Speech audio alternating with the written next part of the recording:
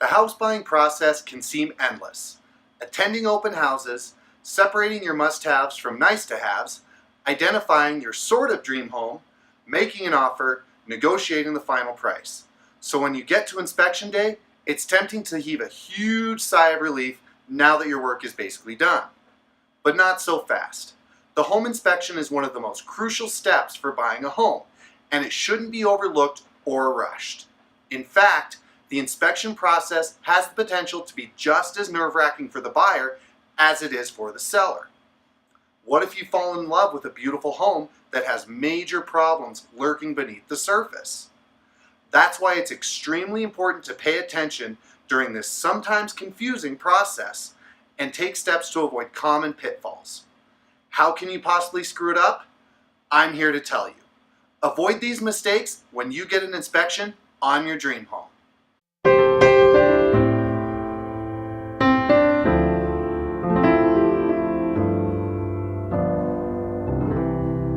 Number 1, forgoing an inspection in the first place.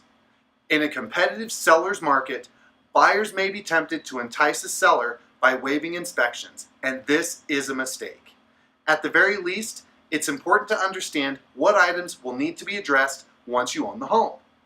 Another word of caution, don't skimp on extra inspections that might be needed for your specific property. Think septic systems or wells, as well as other potential issues such as radon or lead that might fall outside of a normal home inspection. Number 2, choosing the cheapest inspection option. There are a lot of inspectors who offer very low prices for home inspections, and that could indicate they're new and inexperienced, or that they're having trouble finding clients. Of course, I'm not saying you should never opt for an affordable inspection, or that all affordable inspectors are dummies. But I am saying you should do your research before defaulting to the cheapest option. It's hard to know what kind of credentials you're looking for unless you're, in the home inspection biz. But there are some telltale signs. For example, you should probably avoid an inspector who doesn't use the latest equipment. Your real estate agent should help point you to a competent professional, but you should also read online reviews before committing to an inspector. Number 3, not being present for the inspection. Tempted to let the inspector just do her job and read the report later? Don't do it. Even a detailed report with pictures is not the same as being present. An inspector must report on everything that's found, no matter how minor. Hearing the inspector's comments directly and being able to ask questions is extremely helpful in figuring out what items from the report are truly a concern. Since an inspection can last 3 or more hours, I recommend at least being there at the end to go over the findings. If you absolutely can't make it at all, have your agent attempt to learn firsthand what the inspector has found. Number 4, not making the rounds with the inspector. While you're at the home, don't squander the opportunity to learn more about your home. Buyers are welcome for any and all of the inspections as a chance to take a closer look at parts of the home you typically wouldn't. Spending your visit checking your email or choosing colors for your new living room while the inspector is working is a waste of time. Stay involved and be sure to ask questions. Number 5, being overly involved in the inspection. So on the other hand, it's possible to be too present at an inspection. It's great to follow the inspector around to see what he finds. But if you're in his way or spend too much time chatting him up, you may distract him from the work at hand and he could miss something. Don't try to do the inspector's job either. It can be frustrating when a buyer is testing water flow or appliances while the inspector is working. If a buyer is operating a sink in the kitchen while the inspector is testing the shower in the master bathroom, it can alter the system's response.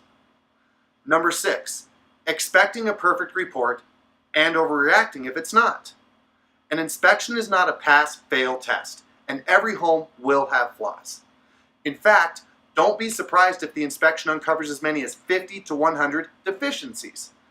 Many of these may be relatively minor.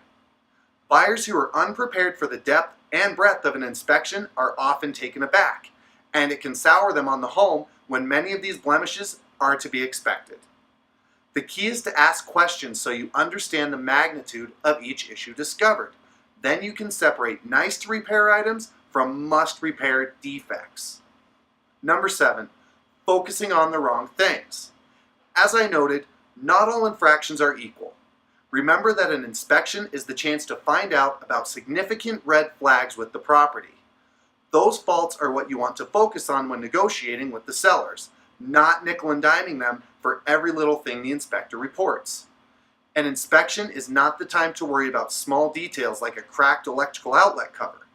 Sellers may back out of contracts when buyers give them a laundry list of minor things that could have been fixed with a trip to the hardware store. Sellers will be more receptive if they're presented with a reasonable list of demands. So do a little homework on estimated repair costs to help you decide what's worth mentioning. Be sure to come back next week when I discuss a new buyer topic. Please don't forget to like, share, and follow me for more great content like this. Good luck with your home search. I'll see you next week.